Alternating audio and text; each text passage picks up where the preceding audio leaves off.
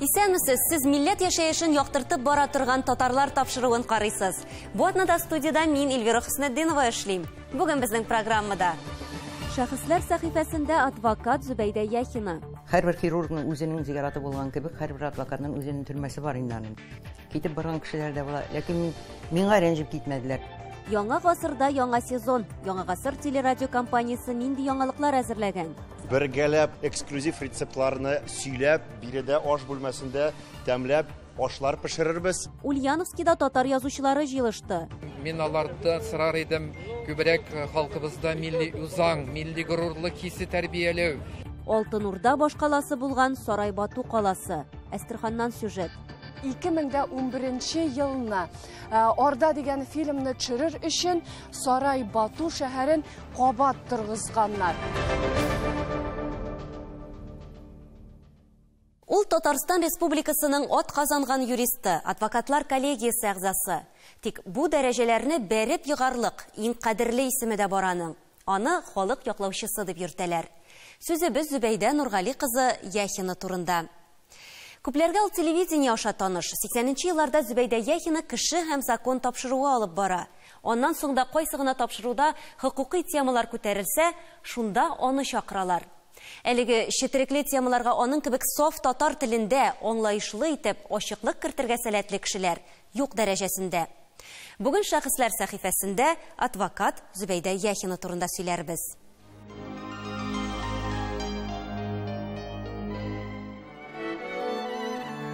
Аның исемен Хади Такташның Мәхәббәт тәүбәсе поэмасындагы комсомолка Зөбәйдәгә карап кушканнар. Эшен җиренә җиткереп башкаручы, үз фикерен курыкмыйча әйтә алучы Зөбәйдә Яхина тырышлыгы белән әсәрдәге геройдан бер дә калышмый. Ул туры сүзле, ялагайлана белми. Чиктән ашкан дөрес сүзлекне мин әлбәттә түзә алмас идем, шуңа күрә миндә гражданлык эшләрендә катнашу практикасы әз.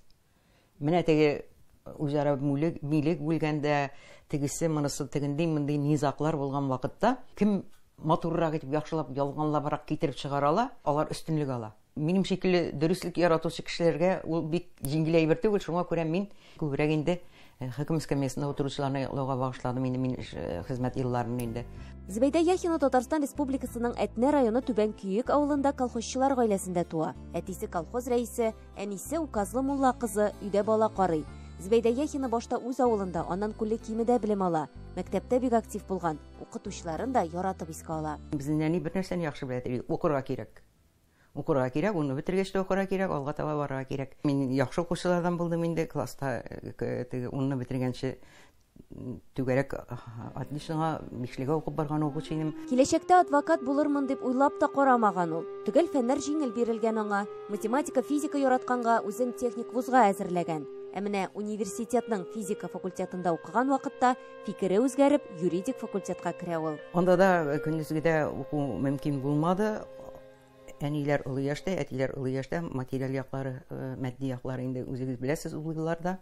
Кайтып китеп укытучы булып эшләп башладым. Үзебезнең Әтнә регионындагы Искешин бер мәктәбендә, Дусым мәктәбендә башлангыч балаларны укыттым.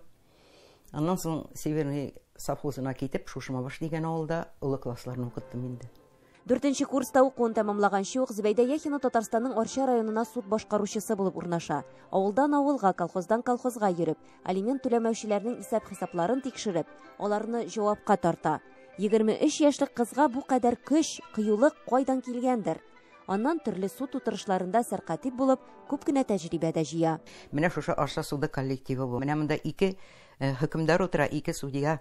Мингали Мингазович Хасанов, 2 Хасанов идалар, һәм Нариман Насырдинович Хасанов. Алар татар җанлы кешеләр икесе дә. Бик күп суд утырышларын алып баралар татар телендә. Аңа татар телен белүе ярдәм итә. Арчага Әзәл Насыйбуллин дигән абруйлы адвокат килә. Зөбәйдә Яхина белән озак кына аралашкач, судларда катнашырга шундый белемле һәм татарча сөйли алучы кеше кирәклеген әйтә. Зөбәйдә Яхинаны Казанга министрлар кабинетына чакыралар. Диплом алганчы ук стажировка үтәргә рөхсәт бирелә. Түбән Камада да, Балтач судында да эшли ул. Теге математиканы белү сәләте эшләрне алып барган вакытта анализ бирергә бик ярдәм итә. Бик ярдәм итә, чөнки ул адвокат эше инә белә басказ ул, яни шулай дип әйтәдер инде.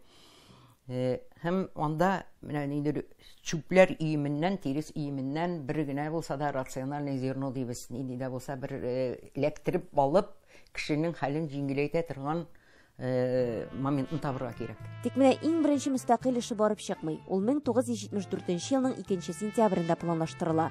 Тик судка барганда әтисенең вафат булуы турында хәбәр килә. Иң истә калган эше Йошкар-Ола шәһәрендә Мары югары судында 1975-76 елларда була. Бөтен дөньяга шаулаган әлеге җитди эш аңа бик зур тәҗрибә бирә. Bir зур автохожалык җитәкчесен бухгалтеры ни белән бергә һәм маркшейдерларны зур күләмдә, айрата зур күләмдә дәүләт милкен урлаган өчен хөкем җәзасына тарттылар. Хәтта үлем җәзасы ату каралган иде. Шушы оешманың баш бухгалтерын якладым. Менә шул вакытта мин исәп-хисап һәм экономика эшләре буенча экспертлар ничек эшлиләр, аларның нәтиҗәләрен ничек иqrar итәргә була, ничек итеп алар белән аларга протест белдерергә була, ничек итеп нинди үтенечләр белән судка мөрәҗәгать итәргә була. Бөтен университетны менә шунда үттем мин. 1980 еллар ахырында ватанына кайтучы кырым татарларын яклап күп чыгышлар ясый, судларда катнаша. Эшен чын күңелдән намус белән башкарган. Адвокат хезмәтендә инде 50 елга якын. Иң беренче итеп әйтәм, мин бик каты эмоциягә бирелмәскә кирәк. Эмоциягә бирелеп эшли башласаң, үзеңне дә бетерәсең, эшеңгә дә әллә зур файда юк. Biraz салкын йөрәк булырга тиеш. Мин һәр вакыт әйтеп киләм. Һәрбер хирургның үзенең зияраты булган кебек, һәрбер адвокатның үзенең төрмәсе бар инде аның дип. Китеп барган кешеләр дә була, ләкин миңа рәнҗеп китмәделәр ди. Анысын мин курыкмыйча әйтә алам, рәнҗигән кеше булмады. Бу җинаятьләр кодексының Россия Федерациясының 106-нчы маддәсендә каралган. Аның телевидениедә яңгыраган төпле фикерләрен татарлар яратып тыңлый. 1978 елның июненнән бирле экраннар артында ул. 10 елга якын кеше һәм закон тапшыруы алып барган. Ул тамашачы өчен бик файдалы һәм көтеп ала торган тапшыру була. Бигрәк тә теге дефицит заманнарында кайда нинди җитешсезлекләр бар, бөтенесен төшереп алып күрсәтәдер ул вакыт өчен. Ул хәзерге көндә генә бөтен җирдә бөтен кеше блок, бөтен кеше бер нәрсә бирә, бер нинди яшерен эш юк. Без бөтенесендә тартып чыгарып шулай итеп күрсәтә идек. Хәтта партия оешмалары, совет оешмалары безнең мөрәҗәгатькә шул вакытта ук җавап бирәләр иде. Кешеләргә фатирлар алып биргән вакытлар булды. Шундый итеп кешеләргә ярдәм итеп эшләп бардык ул тапшыруны. Бүгенгә кадәр Зөбәйдә Яхина төрле тапшыруларда эксперт буларак катнаша. Телевидениедә хокукый темаларга үз телебездә аңлаешлы итеп ачыклык кертүе аны халык яклаучысы итеп таныта. Аңа еш мөрәҗәгать итәләр, ярдәмнән баш тартмый. Безнең эштә инде әгәр дә яхшылап эшлим дип уйлыйсың икән, чын күңелем белән эшлисең икән, файда китерим дип уйлыйсың икән, нәтиҗәләргә ирешергә тиешмен дип уйлыйсың икән, туктаусыз башта әйләнеп тора инде ул. Катыл эш түгел ул адвокат эше. Менә анда бары тик эшне һәйбәтләп өйрәнергә кирәк. Менә эштә бер дә игътибарга лаек булмаган бер генә дәлилдә юк анда, бер генә битедә булмаган. Аның һәр битен өйрәнеп чыгарга кирәк менә. Беренче карашка ул усал кебек тоелса да, чынлыкта бик мөлаем, күңеленә якын алучы ханым. Үз гомерендә күпне күрергә, авырлыкларны җиңәргә туры килә. Күп операцияләр кичерә, авыру туганнарын карап узата, ә ире белән 17 ел гына яшәп калалар. Ул мәрхүм булганчык без аерышып киттек, чөнки мин уже аңладым, улыгая барган сайын 2 милләт кешесе бармаган, аңладым. Минем өчен приемлемо түгел икән. Аның эшен исә республика җитәкчелегендә дә билгеләп үтәләр. Татарстан Республикасының атказанган юристы исеме, төрле рәхмәт хатлары бар аның. Билгеләр дип уйлыйм мин, кеше яклап бирүдән бигрәк, менә шул халыкка татар телендә юридик темаларга чыгышлар белән чыгу халык алдында мин һәр вакыт санадым һәм саныйм. Әгәр дә без татар телен дәүләт телендәге тел дип уйлыйбыз икән, ул рәсми яктан да шулай булырга тиеш. Рәсми оешмаларда һәм хәтта шул ук судларда ни өчен үткәрмәскә, безнең татар телен белүче хөкемдарлар да җитәрлек бит. Зөбәйдә Яхина адвокат статусын туктатып торган булган, хәзер яңадан башларга ниятли. Газета, журналларда үзен борчыган хәлләргә фикерләрен, төрле вакыйгага карашын бастырып бара. Моннан тыш китап та яза икән, аны бастырып чыгарасы бар. Анысы да булыр. Тәҗрибәсе зур, сиземләве яхшы, рухы көчле аның. Эльвира Хөснетдинова, Наил Абдуллин, Татарлар, Казан. Яңа гасырда яңа сезон. Хөрмәтле тамашачыларыбыз, без сезнең өчен хезмәт куябыз. Һәр елны сезнең карамакка яңа тапшырулар әзерлибез. Булганнарын яңартабыз. Быел Яңа гасыр телерадиокомпаниясе сезгә нинди яңалыклар тәкъдим итәчәк? Шул хакта киләсе видео язмада.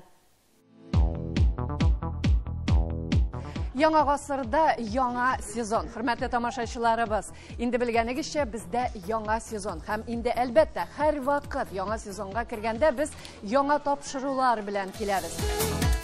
Телевизион яңа сезонда безнең яңартылган иртәнге тапшыру исеме шулай ук калса да, здравствуйте дигән исем калса да, безнең иң күп яңалыклар бар бу тапшыруда.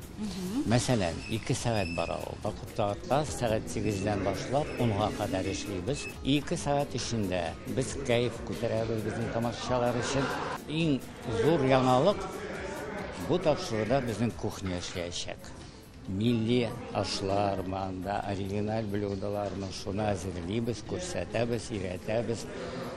Профессионал поварларны чакырабыз. Әле бу тапшыруда безнең иң кызык, иң көтелгән кунаклар булачак. Менә ул аш өстәле, аш бүлмәсе һәм аш әзерләүче безнең алда. Нәрсәләр кылачаксыз? Нинди кызыклы әйберләр сез тәкъдим итәчәксез безнең тамашачыларыбызга? Бергәләп махсус аш пешерүчеләрне чакырып, эксклюзив рецептларны сөйләп, биредә аш бүлмәсендә тәмләп ашлар пешерербез. Безнең белән булыгыз. Яңа сезонга безнең белән зур адым ясап, яңа тапшыруларны, яңартылган тапшыруларны безнең белән карагыз. Һәм бу бөтенләй яңа формат булачак. Хаватырыш алып барам. Һәм инде безнең сюрпризлар, яңалык бик күп булачак. Һәм мондый хаватырышын, мондый тапшыруны әле ТНВда бер кеше дә күргән юк. Шуңа күрә безнең белән булыгыз, бик кызык булачак. Менә хәзер без камера артында калучылар янына киләбез. Алар инде тапшыруның режиссерлары. Кызлар, менә бу инде сезнең өчен яңалык түгел. Әмма менә яңа сезонга кергәндә иң мөһиме сезнең максатыгыз нидән гыйбарәт? Безнең максат, безнең тамашачыларыбыз безгә кушылганнар икән, аларның игътибарын үзебезнең каналда калдырырга һәм безнең тапшыруны кабызганнар икән, аны карап бетерсеннәр башыннан ахырына кадәр һәм безнең яраткан тамашачыларыбызны шатландырырга һәм дә гаҗәпләндерергә әзербез.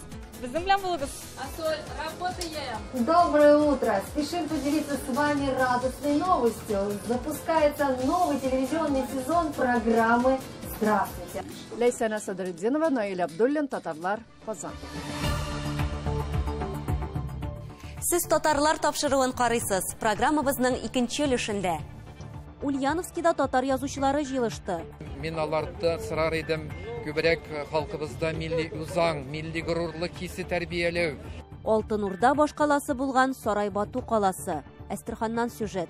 2011 елны Орда дигән фильмны төшерер өчен Сарай Бату шәһәрен кабат торгызганнар. Ульяновскида ел сайын төбәк татар язучыларының зур җыены үтә. Әлеге каурый каләм эзеннән дигән чара гадәттә мәдәният йортларында яисә китапханәләрдә үтә иде. Бу ел исә аның форматын үзгәртеп, язучылар теплоходта сәяхәткә чыкты. Хәбәрчебез Рамис Сафин Сембер шагыйрьләренең Идел елгасы өстендә үзләре укыган шигырьләрен, җырларын тыңлап һәм анда яңгыраган кызыклы фикерләрне ишетеп кайтты. Узган гасырның 90-нчы елларына кадәр Ульяновскида татар язучылары байтак булса да, аларның үз оешмалары да, язганнарын бастыру өчен татар телендә газета, журналда юк иде. Кем әйтмешли, һәрберсе үз тормышы белән яшәде, үзенчә иҗат итте. 1990 елда Әмәт газетасы чыга башлагач, аларның язмалары белән меңләгән семберле таныша башлый. Берничә елдан җирле шагыйрәләрнең берсе Лена Садыкова Иделбикә татар язучыларының берләшмәсен оештыра. Татарстан язучылар берлеге әгъзасы, байтак китаплар авторы, бүген мәрхүм булган Иделбикә эшен дәвам иттерүчеләр бүген елга портына җыелды.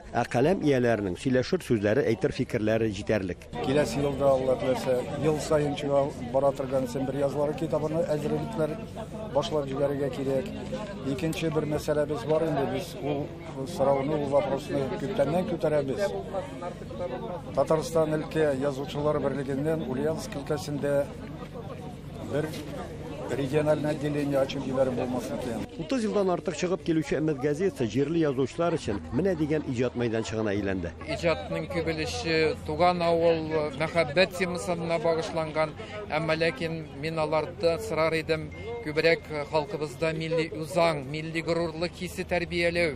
Yılga bir tapkır uzatırgan mınday jiyinga ülke avul rayonlarına da bik tilep keleler. Мәгариф veteranı Мәвлүт Ağa Sayukov Irak dip tırmagan 250 şakırım uzıp Nikolaevka rayonundan kadar kilgen. Ol Ümit gazetesi okuşlarına bigirek de Tuğan avulu turunda tozga yazmağın haller degen istelik yazmaları bilen tanıldı. Kızıklar her bir avulda bardır. Alarını izlep tabarga, kazırga kirek. Alarını halk bilen görüşürge, halk bilen söyleşirge, apşetlerge. Общение bulmasa halk bilen, avul halkı bilen sen bir nindi mezek de tabalmısın. 6000'ga yakın tiraj bilen çıgışı Ümit gazetesi köp yıllardan beri Tibet'te yaşap icad etüşü yazıcılarımızın kitaplarını çıgarу bilen de şug'ullanadi. Bu yıl bizning Po'latda bir köp kitap çıktı. Mene köpten tugilgan Rifat Abuyxonning çıktı. Eski Masterım degan kitap. Ravile Fazlovaning kitabı çıktı. Özünün avuluna Orta Teleshko'ya bag'ishlagan Anansan çıktı. Mene Bershinning kitabı. Dimitrivgrad şəhərindən bir neçə kitab avtoru Gülsina Xanafi bugungi şiraşuğa yangi şiirini alıb kelgan. To'g'ri ko'ngil, tuzi mumkin tugil. Alla o'zimizga so'zildi bu ko'pga. Albatta endi 2 soatga yaqin borgan sayohat vaqtida Idil üstünde şiirlargina tugul jurlar da yangradi.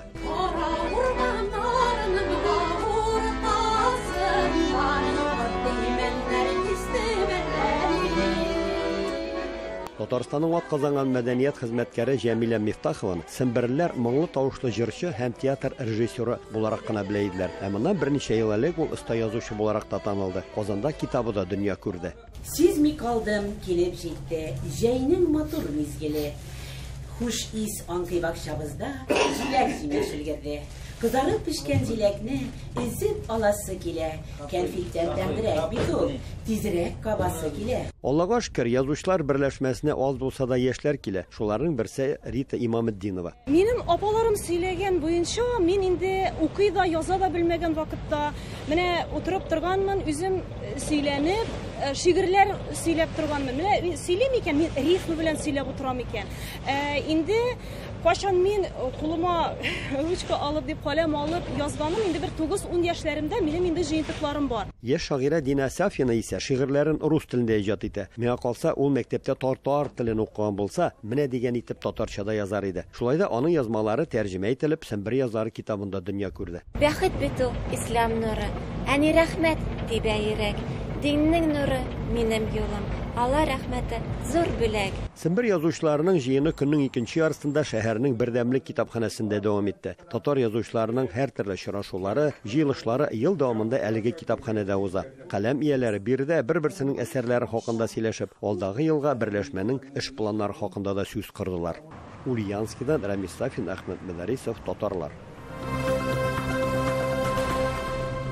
Кайларга гына барып чыксак та, без тарихи урыннарда булып, кызыклы мәгълүматлар җыеп кайтабыз. Билгеле, аларны түкми-чәчми сезгә күрсәтергә тырышабыз, хөрмәтле тамашачыларыбыз. Бүген сезне Алтын Урда башкаласы булган Сарай Бату каласы җирләренә алып барырбыз. Ләйсәнә Садретдинованың Әстерхан өлкәсендә узган сәяхәте дәвам итә.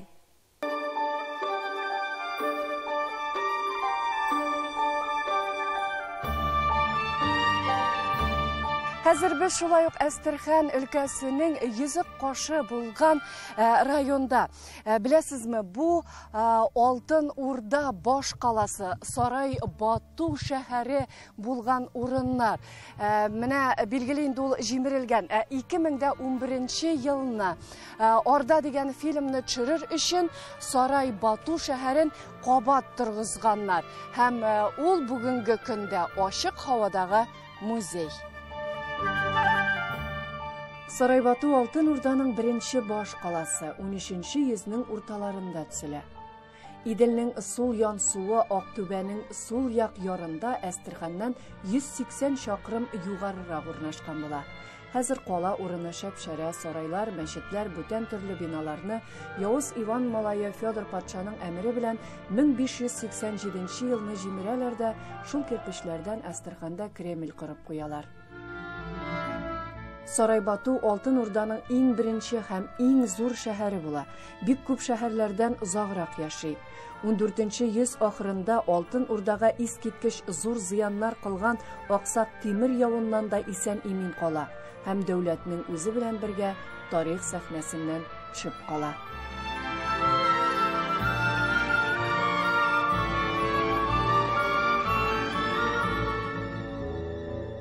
Сарай Бату гаҗәеп зур бер шәһәр булып, ул заман өчен искиткеч киң, 36 километр квадрат мәйдан били.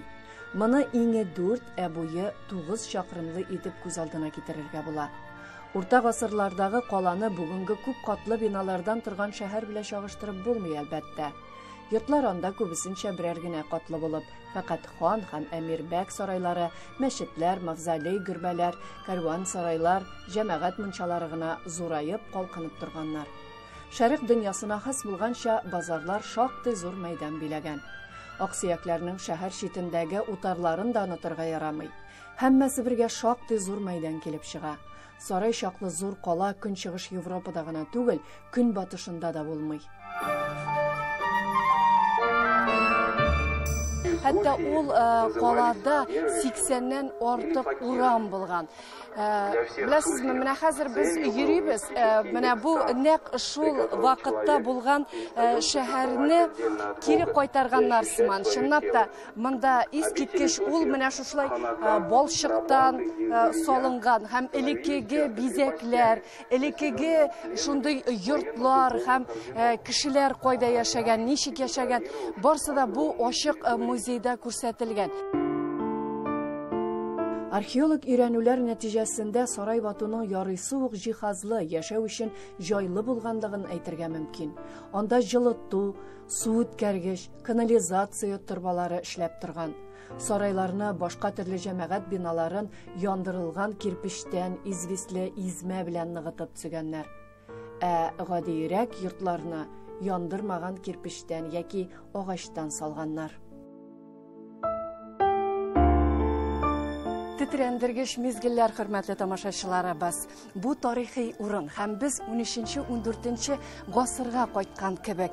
Бу безнең ата-бабаларыбыз корган Алтын Урданың Сарай Бату каласы. Һәм нәкъ менә монда элеккеге вакытка кайтасың. Шундый искиткеч итеп тасвирланган, монда сәүдәгәрлектә, монда халык ничек яшәгән, нәрсә белән шөгыльләнгән, бөтенесен дә белергә мөмкин. Һәм беләсезме, ниндидер горурлык хисе белән йөрибез.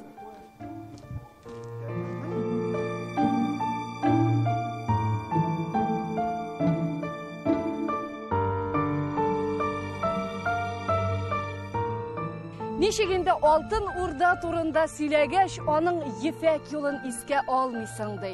Нәкъ шушы урыннардан сәүдәгәрләр Ефәк юлын салган һәм алар нәкъ менә шушлай дияләргә атланып йөргән. Искиткеч зур тарихка кирип калганнар алар.